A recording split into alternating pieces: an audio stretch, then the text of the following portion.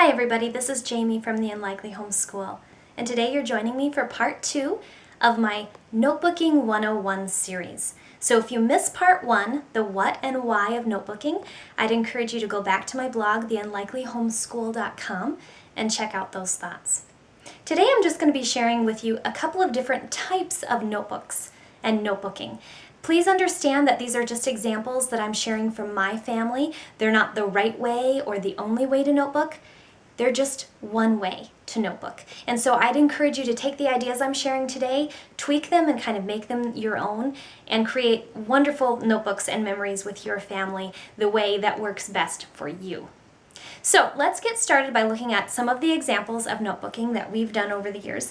The first one is probably the most traditional form of notebooking, and that is to just create a notebook within a 3-ring binder. This is just one I purchased probably at Walmart or Target.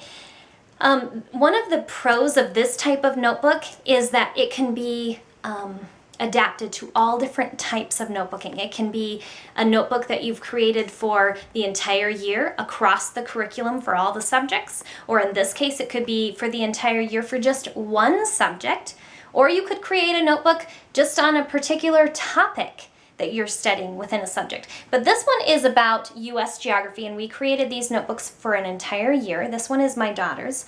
At the time, I had 2 different levels of learners. I had a daughter who could read really well and could write really well, but then I also had a kindergartner who couldn't really read all that much yet and certainly couldn't write. And so I had to create this notebook to accommodate both of those learning levels. And so I created in 2 different parts.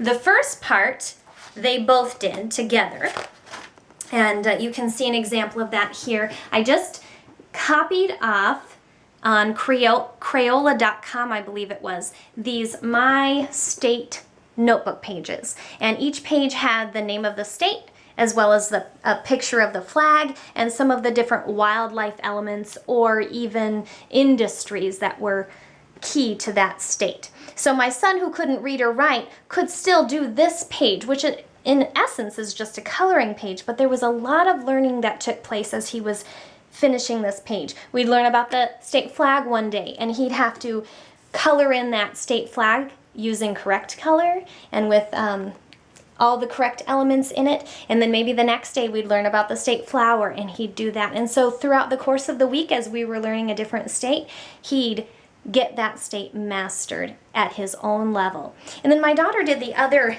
element within her notebook, and that was to do a little bit more specific journaling about that state. I printed off some blank state history or state geography pages from a website. It may have been the Notebooking Fairy, and so she would fill out the name of the state as well as the number that it came in the Union and its induction year. And then there were some places where she could glue in pictures and some places where she could fill in information as well as do some narrative writing.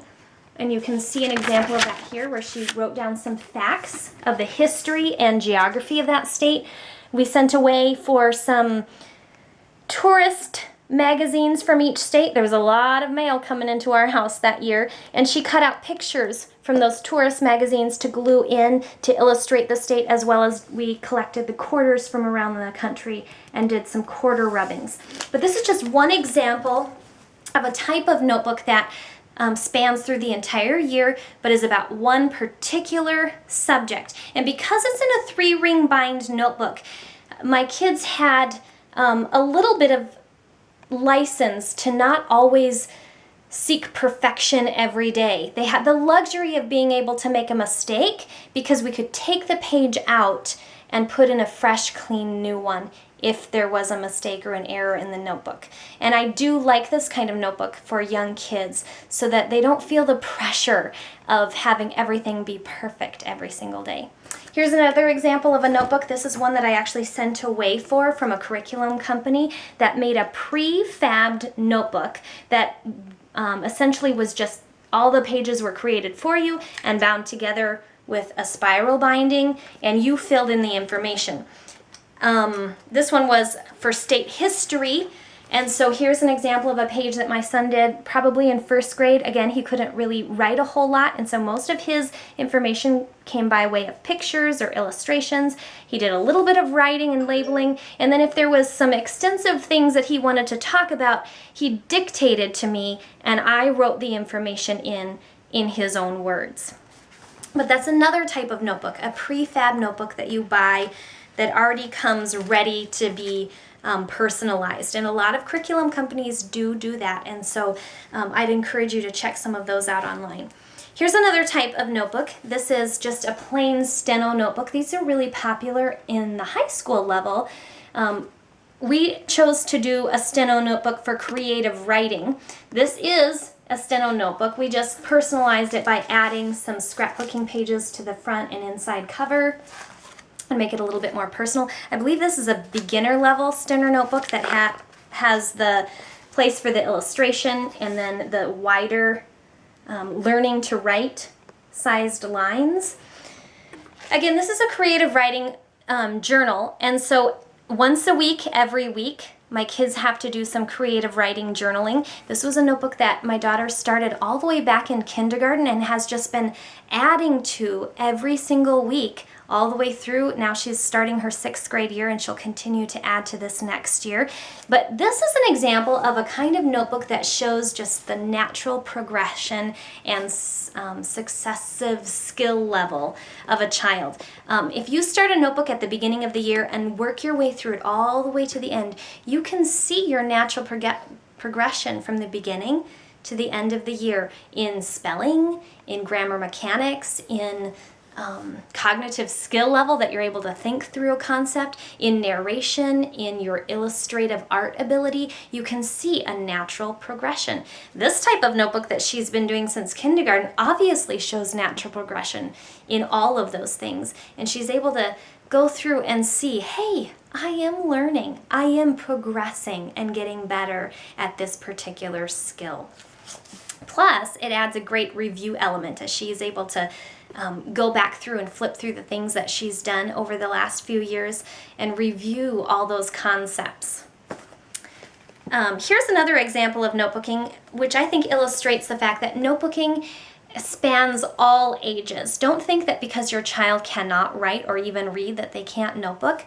Every time I have a preschooler in my home, we spend the year creating an alphabet book together as they're learning their letters. Now this type of notebook has been comb bound at Office Max, and I've attached a heavy cardstock for the back. But this notebook wasn't actually created until the very end of the year. As my child was learning about the different letters of the alphabet, I would give him one of these notebooking pages. Here's the D page.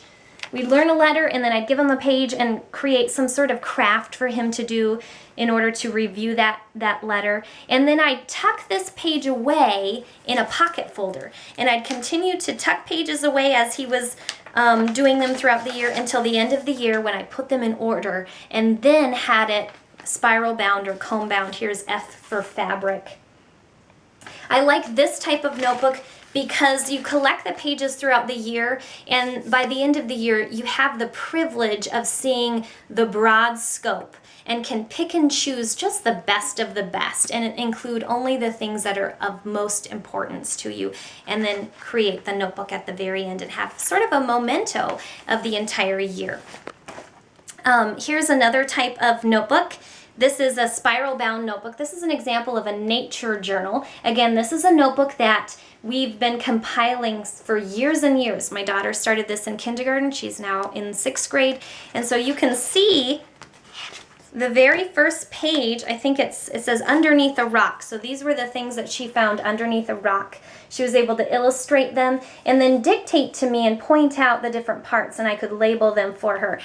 I also added a label at the top of the page so we could remember the date that she did this project, as well as kind of a title for what it was. Nature notebooks are wonderful because you can pull in elements from real nature. Here's some leaf rubbings that she did one year. And we did a flower study last summer. So we pressed some flowers and we were able to attach them with some plastic paper. Can't remember the word. just some contact paper. There it is. Some contact paper to adhere it to the notebook. She drew an illustration for what the flower looked like when it was living on the plant, and then also labeled it with the name. And now I don't think we ever open this nature notebook without my kids flipping through to look through all the different things that they've created for years and years. And what wonderful review that is. It's sort of an added bonus that I don't even think they realize they're reviewing, but they are. And she continues to add to this year by year. So those are just a couple of the major types of notebooks, the 3-ring binder, the spiral bound, and the steno notebook. I want to just touch on for just a couple of seconds some hybrid forms of notebooking, because if you have a child who's just starting his notebooking journey, or maybe you have a child who is still very young and cannot write or read and doesn't really have the attention span to create a project from the beginning of the year and see it through all the way to the end, you can still notebook. But your notebooks might have to be a little bit more of a hybrid style, a shorter, more succinct, smaller version of a notebook. So let me just share a few of those with you. Probably the most well-known hybrid form of notebooking is a lap book. Here is one example of a lap book, and basically all a lap book is a cardstock file folder that has been folded and glued in such a way that it forms a book. And each lap book has a theme. This one is the history of ancient Greece. We made this last year. So the theme is ancient Greece, but within the theme and within the lap book are tiny little notebooks about one particular topic. So as we're creating a lap book, we make individual notebooks and set them aside in a folder somewhere. And then as we continue to create these individual notebooks, by the end, we gather them all together and glue them in a lap book. But each notebook is about, or each little notebook is about a particular topic within that theme. Now, this particular notebook lap book was created with prefabbed notebooks that I printed out online, and my kids kind of colored, maybe added a couple of illustrations, and mostly it was just they were adding narration to them. The next type of lap book, I believe, is actually a better, more cognitive way to produce a lap book. This was one that my daughter created from scratch. The theme of it is the Civil War, but you can see each little notebooking element, she had to hand cut and hand create all the different pieces. It has a little spinning dial of information. She's got tiny little booklets. Here's one about Abraham Lincoln. She has a little flap fold of information. I love this one. Here's a notebook that starts out by looking like a regular book, but as you unfold it, it comes out and it's a full notebook page with an illustration.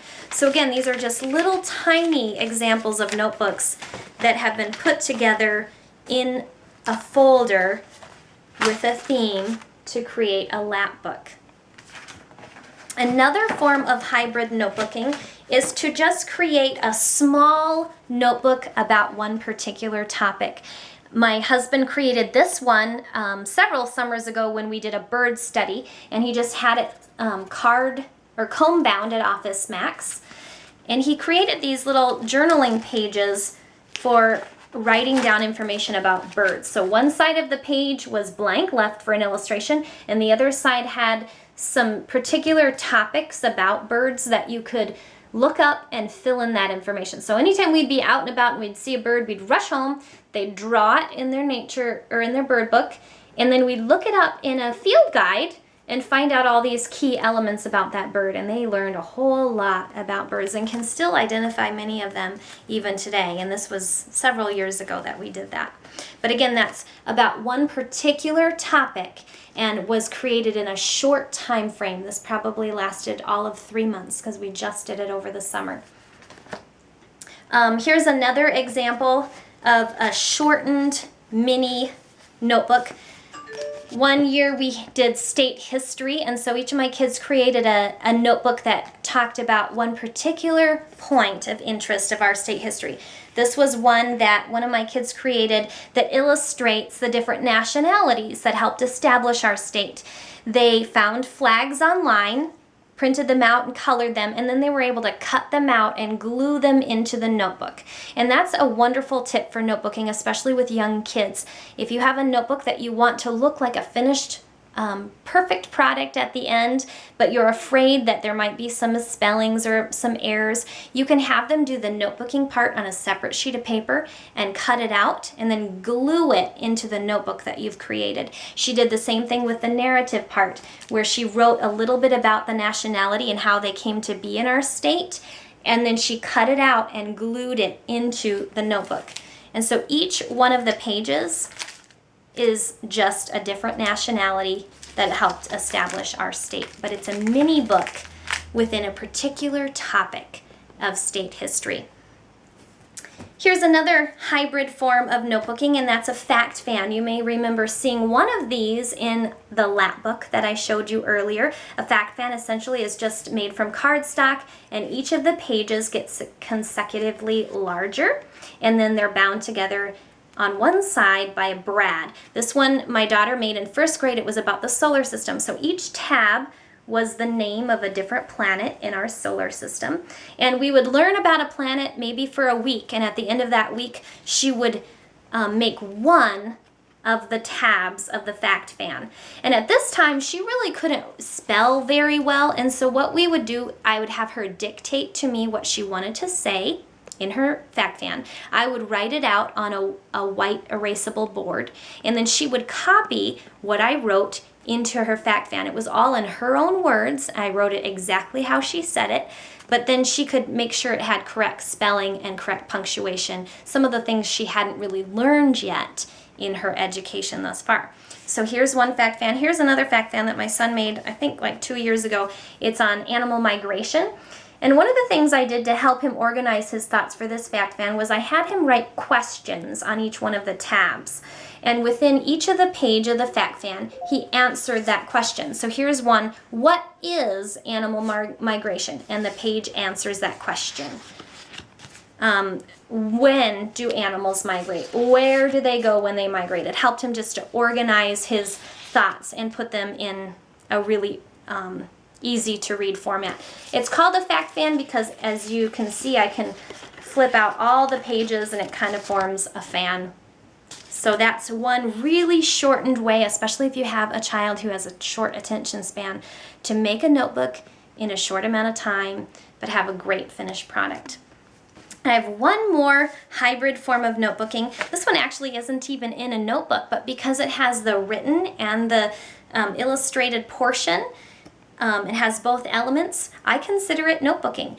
This was one that my children collaborated on together, and they created how the Egyptians made the pyramids. And they made just little cards of information. It's not bound in any way. We actually keep it together with a rubber band.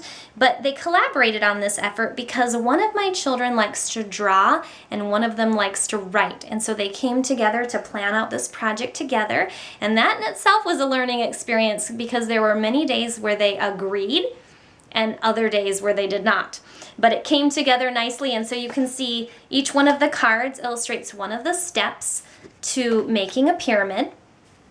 And my son drew all the illustrations, and my daughter wrote the narration.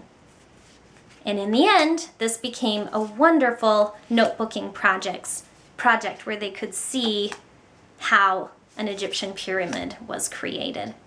Now, I showed you a lot of variety, but even in all of those different elements and types of notebooks that I showed you, that really was just scratching the surface of what notebooking is and can be in your homeschool. I'd encourage you to investigate it further online to get some other ideas. And I also hope that you'll join me for the rest of my series, Notebooking 101. Happy homeschooling.